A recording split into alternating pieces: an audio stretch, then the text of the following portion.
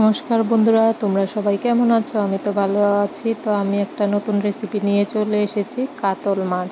তো কাতলা মাছটা আমি কিভাবে রান্না করি দেখো। তো এখানে আমি 3 পিস কাতলা মাছ নিয়ে নিয়েছি। তো মাছগুলি এখন ভালো করে ক্লিন করে ধুয়ে নিলাম। এখন হলুদ লবণ দিয়ে ভালো করে মেখে নেব। তো আমি একটু বেশি করেই হলুদ দিয়েছি, এখন লবণ দেব আর একটু সরষের তেল দিয়ে ভালো করে এটা মেখে নেব আর কি। তোমরা এই রেসিপিটা একদম সিম্পল আর তোমরা ঘরোয়া রেসিপি, তোমরা ট্রাই করে দেখতে পারো, ভালো লাগবে খেতে, খুব টেস্টি হয় খেতে। আমি প্রায় সময় এভাবে রান্না করি। তো দেখো আমি এগুলি মেখে নিয়েছি। এখন রান্না করব হচ্ছে টমেটো আর আলু দিয়ে। তো এখানে টমেটো আর আলু কেটে নিয়েছি, এখানে কাঁচা লঙ্কা আর পেঁয়াজ নিয়েছি। এটাতে কোনো বাটা মশলা দেব না, তাহলে দেখো কিভাবে করছি। তো এখানে কড়াইতে তেল দিলাম, তেলটা গরম হলে মাছগুলি এক এক করে দিয়ে মাছগুলি ভেজে নেব ভালো করে। তো এখন দেখো মাছগুলি লাল লাল করে ভেজে নেব, আর এটাতে কোনো পেস্ট মশলা দেব না, একদম সিম্পল ইজিভাবে তোমরা রান্না করতে পারো। অনেকেই বড় মাছ খেতে চাও না, কিন্তু এভাবে রান্না করে দেখো, দেখবে ভালো লাগবে, বাচ্চারাও খেতে ভালো পাবে। তো দেখো আমি মাছগুলি ভেজে নিয়েছি, কি সুন্দর কালার এসেছে, লাল লাল করে ভেজে নিলাম। এখন নামিয়ে নিয়েছি মাছগুলি। তো আবার কড়াইতে একটু তেল দিয়েছি, যে তেলটা ছিল ওইটাতে আলুগুলি ভেজে নেব আর কি। আলুগুলি লবণ হলুদ দিয়ে ভালো করে ভেজে নেব, লাল লাল করে একটু ভেজে নেব। তো ঢাকা দিয়ে দিলাম, একটু সিদ্ধ হয়ে যাবে। তো এখানে দেখো মাছগুলি নামিয়েছি, যে কালারটা কি সুন্দর হয়েছে। তো এখন আলুগুলিও প্রায় হয়ে এসেছে, এখন টমেটোগুলি দিয়ে আর একটু লবণ হলুদ দিয়ে ভালো করে ভেজে নেব। আলু টমেটোগুলি ভালো করে ভেজে নেব। তো এটা বেশিক্ষণ টাইম লাগে না এই রান্নাটা রান্না করতে, খুব কম সময়ের মধ্যে হয়ে যায়। তো ঘরে যা থাকে তা দিয়েই হয়ে যায়। শুধু একটা জিনিস দেব এক্সট্রা, এটা দিলে খেতে আরও টেস্টি হয় আর কি।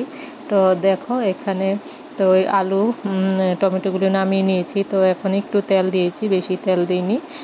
তো এখন পেঁয়াজ কুচি আর কাঁচা লঙ্কাগুলি দিয়ে দেব। পেঁয়াজ কুচি আর কাঁচা লঙ্কাগুলি ভালো করে ভেজে নেব, একটু গোল্ডেন কালার আসবে, লাল লাল হবে। তো এগুলি ভেজে নিচ্ছি। আর এখানে আমি মশলাটা রেডি করে নেব, বললাম না পেস্ট মশলা দিতে হবে না। তো এখানে গুঁড়ো লঙ্কা নিয়ে নিয়েছি, তুমি যেমন ঝাল খাও তেমন নিয়ে নেবে। তো গুঁড়ো লঙ্কা আর 1 চামচ জিরা গুঁড়ো দিয়েছি, বেশি না। তো এটা জল দিয়ে মিক্সড করে নেব, এই মশলাটা দেব আর কি। তো এটা রেডি করে নিলাম। তো এখানে পেঁয়াজগুলিও আমার প্রায় হয়ে এসেছে, দেখো প্রায়। এখন সরষা দেবো, বললাম না এই জিনিসটা দিলে খেতে একটু টেস্টি হয়। তো একটু সরষা দেবো, বেশি না অল্পই দেবো।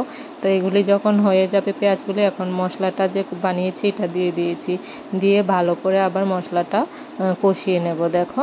তো এটার মধ্যে লবণ দেব, হলুদ দেব। তো ভালো করে কষিয়ে নিচ্ছি। আমার রান্না প্রায় মোটামুটি হয়ে এসেছে। তো দেখো মশলাটা যখন তেল ছাড়বে তখন টমেটো আলুগুলি দিয়ে দিলাম, দিয়ে মিশিয়ে নেব, মিশিয়ে আর একটু কষিয়ে নেব। কষানো হলে ভালো করে তারপরে জল দিয়ে দেবো আর কি। তো এখানে আমি একটু ভালো করে কষিয়ে নিচ্ছি, আমি একটু ভেজে রান্না করতে ভালো পাই আর কি, তাহলে রান্নাটাও ভালো হয়। তো লবণ দিয়ে দিয়েছি পরিমাণ অনুযায়ী। তো জল দিয়ে দেবো এখন।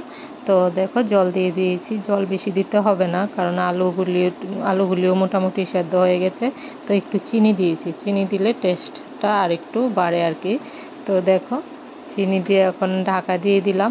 কালারটা দেখো কি সুন্দর। জলগুলি যখন ঝোলটা যখন ফুটবে জলটা, তখন মাছগুলি দিয়ে দেবো। তো 3 পিস মাছ দিয়ে দিলাম।